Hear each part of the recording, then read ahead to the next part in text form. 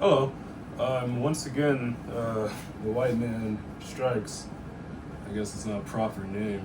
And this is another episode of Amateur Gear Reviews. This time, I'm reviewing the Warwick Corvette Basic 4-string in ocean blue. I will say this is the 2024 edition, not the 25 or 26 editions, which I know are slightly different.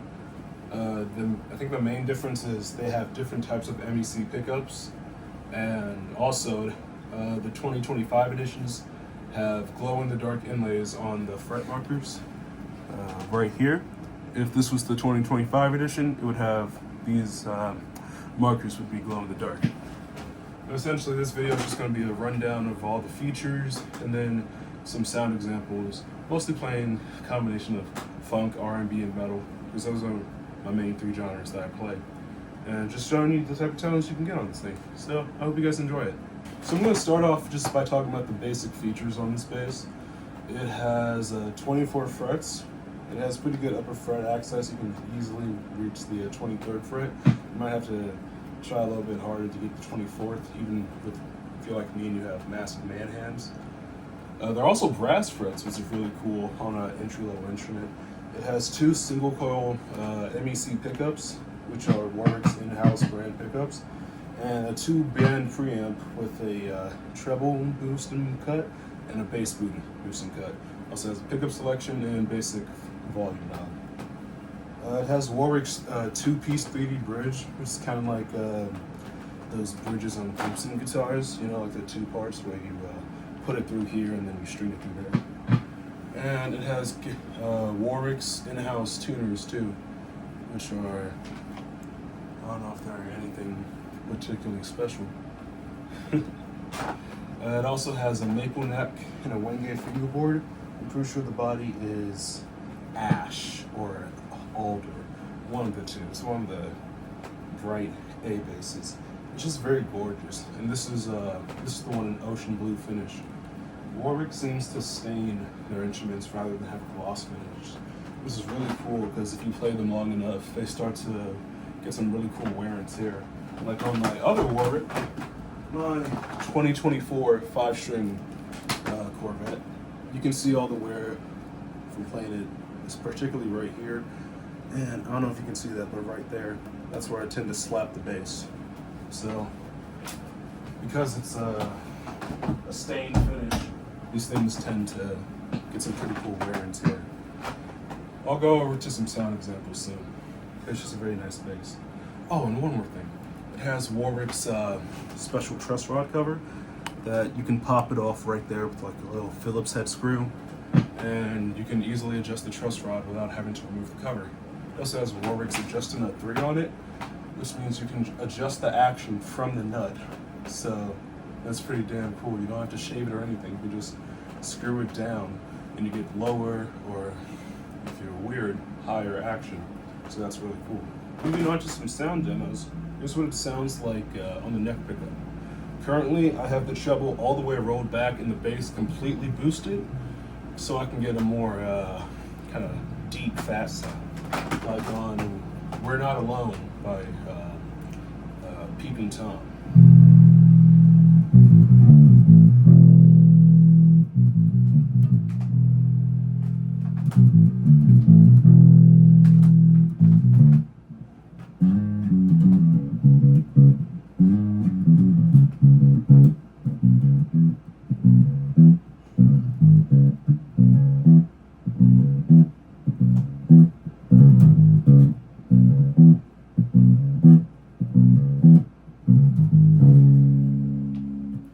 Play with a pick, you can kind of get like a Beatles type tone, like on this one song that I don't know if I can name for copyright reasons, because those guys are ruthless.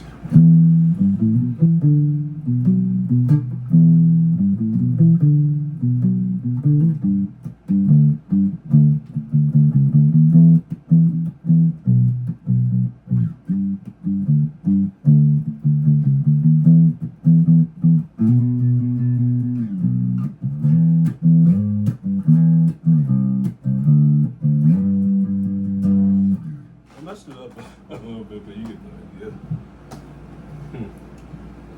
also have the EQ centered and boost the bass a little bit and boost the treble. You can also get a kind of half decent Les Claypool type tone. Like here's Spaghetti Western.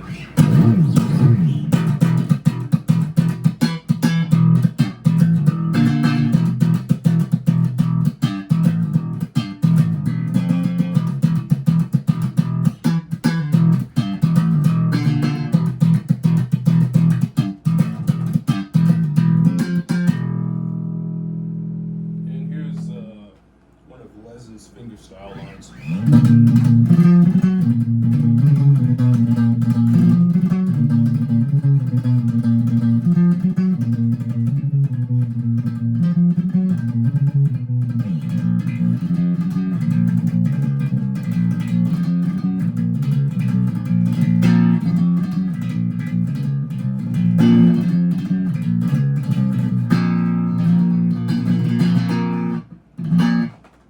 Bright.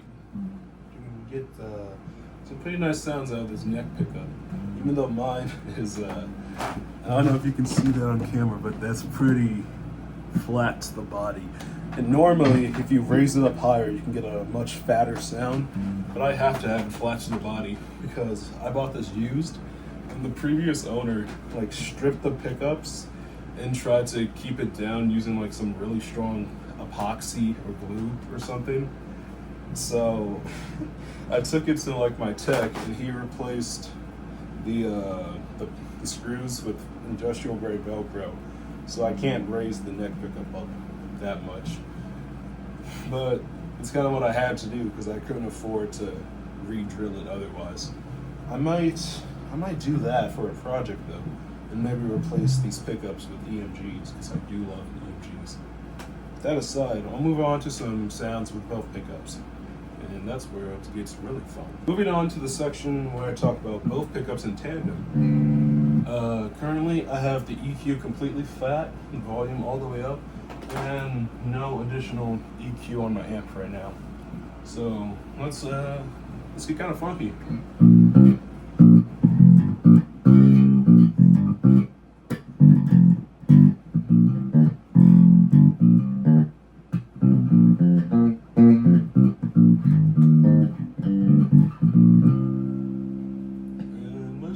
Let's boost the bass a little bit and reduce the treble, and let's see how deep the sound is.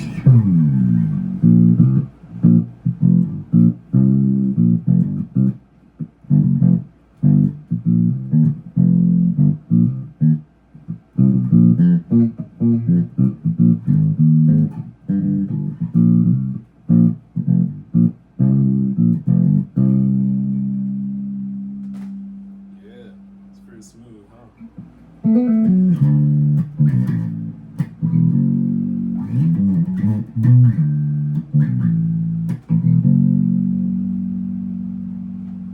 It also gets pretty bright too. Like if you're into Faith No More, you know, Billy Gould, he has that very sharp sound, like just very bright.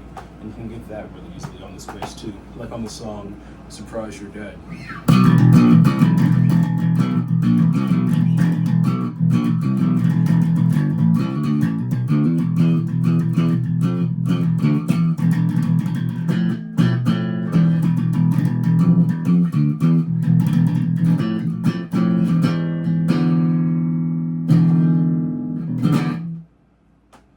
can also get it much more mellow too with fingerstyle. There's a guitar type fingerstyle. I mean, like on 10,000 Days by Tool.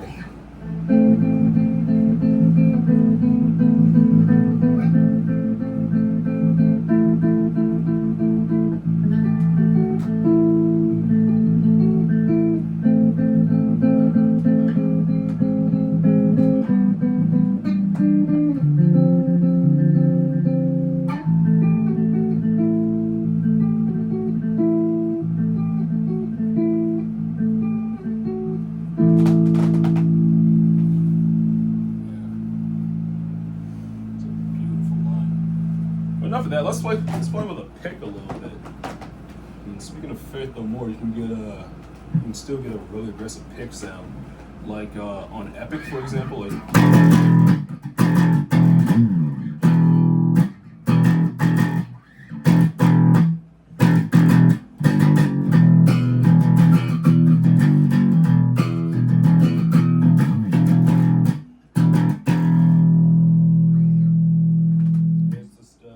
aggressive thing really well. Like I have some failure covers, and it does that very well too. It distorts super nicely. I don't have any of my pedals set up, but ooh, if I did. It also does slap really well too. I'll play some Marcus Miller so you know what I'm talking about.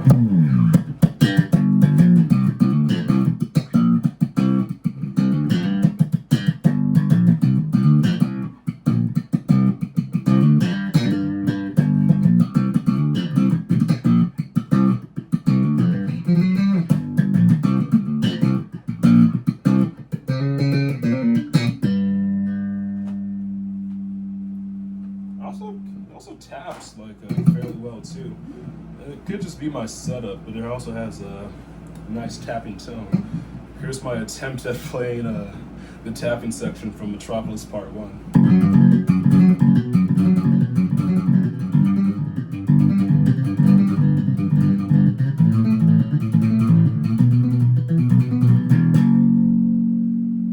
Pretty sloppy.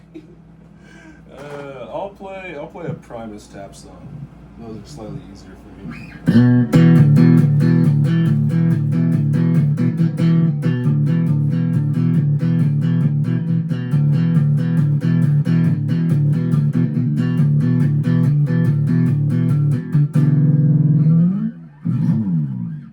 Yeah, I think I don't know if I shut it off the best, but I think you can get the most versatile sounds when you have both pickups on.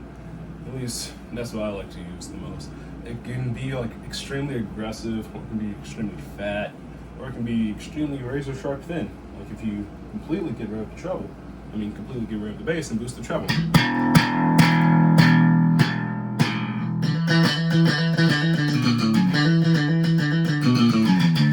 I don't know why you would ever want that tone, but it's there if you want it. But I think I've spent enough time talking about the pickups in tandem. Let's go on to the bridge pickup. Moving on to the bridge pickup, this thing rings out really nicely when it comes to harmonics. If you boost the treble, you can get some pretty clear sounding harmonics. I have the treble all the way up right now. It's not my preferred tone, but I just have it up so you can really hear the harmonics, because I don't know how good the microphone in my headphones are.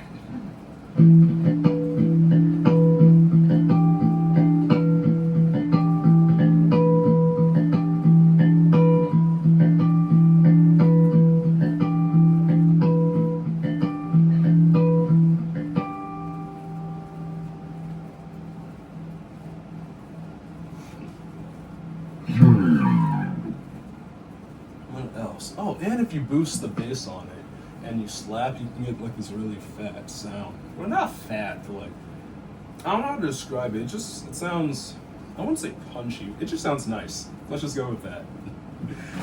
Here's Bone in the Boneyard by Fishbone.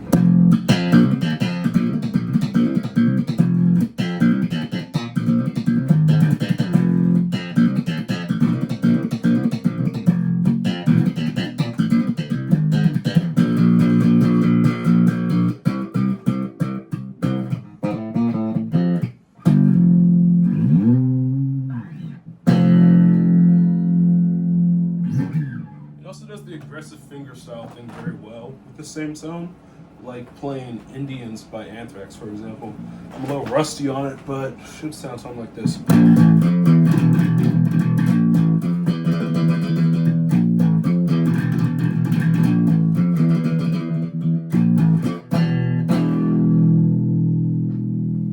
if you just have everything flat like I typically do, you can get a pretty nice, pretty sound out of it. Like if you're playing Orion by Metallica.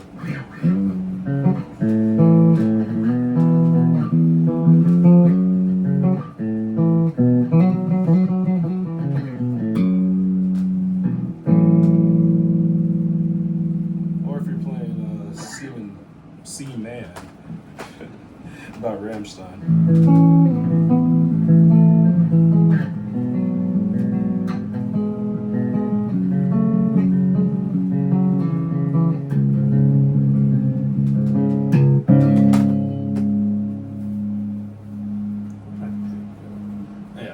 It also does the pick thing very well, like the aggressive pick thing. Like, here's my attempt at Blackened by Metallica.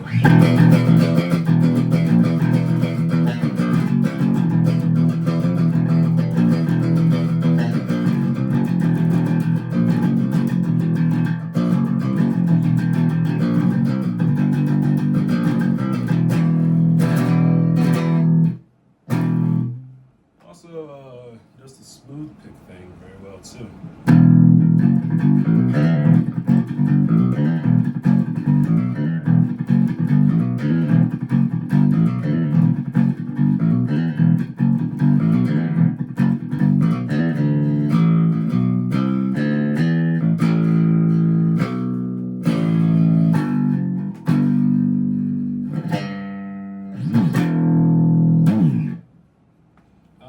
The headphones picked it up, but it sounds pretty damn good in my room on my little 15-watt amp.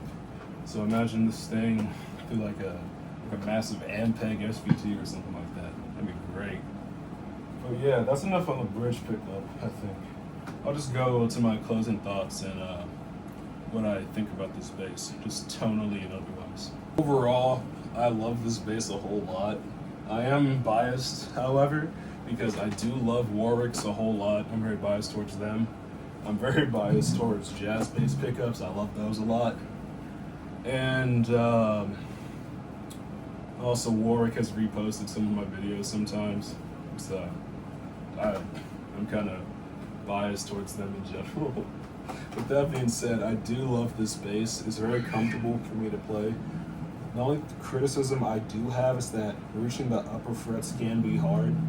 Like I'll go a little bit closer for you to see, but if you see like that, even with my massive man hands, like the most I can reach, like just naturally going up, is like the 22nd or 23rd, and then I kind of have to push and like re-angle my hand pretty uncomfortably to reach that 24th.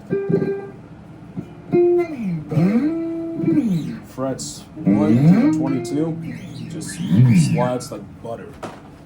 I also just love the tone on it. I'm very much into Faith No More, and you can replicate that tone pretty easily on any pickup.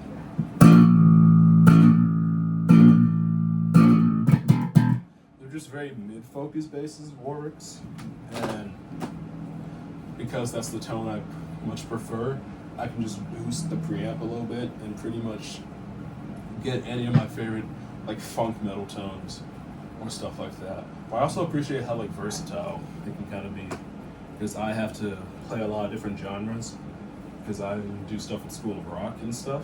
I even got to play a Lollapalooza recently, so that was real cool. But I just have to have a really diverse instrument that can handle stuff can handle different genres very well, I should say.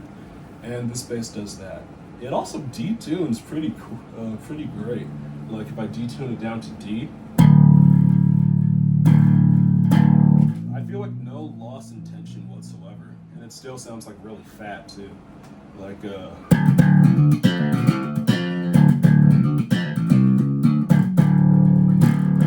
just handles detuning down really well. Even if I detune down to B, that's C.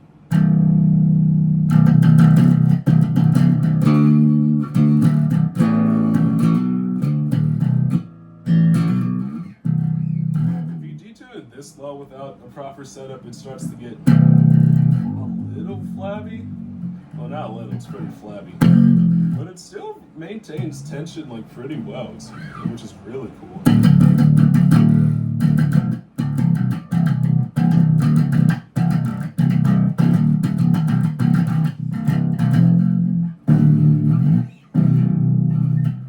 It just detunes down very impressively. And then because of like how angled the tuners are, it's very easy to like retune it back up.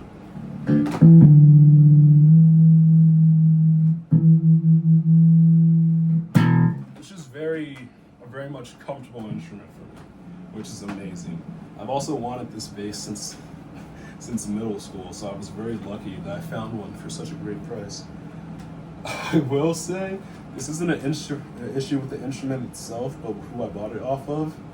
It came set up horribly, and it still sounded amazing, but it was just really hard to play at first. And then I got it a proper setup. I got the frets done. I got the electronics checked out, and then it played perfectly fine. But I'd be wary if you buy one of these used. Another issue is that hold on. The strap locks, when I first got the buttons, they were like super loose. They're not so much anymore, but whenever I would put on the locks, the buttons would get super loose for a while. I took it into my tech and that's not an issue anymore, but that was an issue when I first bought it. Sorry for the cable noise, I got some fucked up cables. But regardless, it is a very nice bass. I do advise buying one. I just buy one of the 2025 ones instead. Because the newer ones come with a significantly nicer gig bag. Because I have the 2024 gig bag, and it kind of sucks. At least it sucks for me. But it's just not the type of quality I need for someone who plays as much as I do. But on the very bright side, it also comes with strap locks, so you don't have to spend extra money on installing them. And like I've said a lot through this review, it's just an extremely comfortable bass to play, and it's just very, I guess the word would be accessible, not in price, because new it's about $1,000, which can be a lot if you're like me, but it's accessible in the way that it's very easy to play and it's very easy to use in the sense that it adapts to different genres very easily. I mostly use it for more aggressive music, and it does that extremely well. But when I need to do something more mellow and laid back, it does that beautifully, which is why I love these basses. And I highly recommend this one. Just like I said, buy it new, don't buy it used. Or at least don't buy it off the guy I bought it from. But yeah, that's all for this review. If you want more in-depth sounds, or see how it reacts with pedals or distortion, anything like that, or more examples of how it detunes, just let me know in the comments, and I can make a follow-up video, or I can just point you to some of my covers where like I use it with flanger and chorus and distortion and all that stuff. Yeah, thank you for watching. I hope this was informative, and I hope you all have a very nice day. Bye.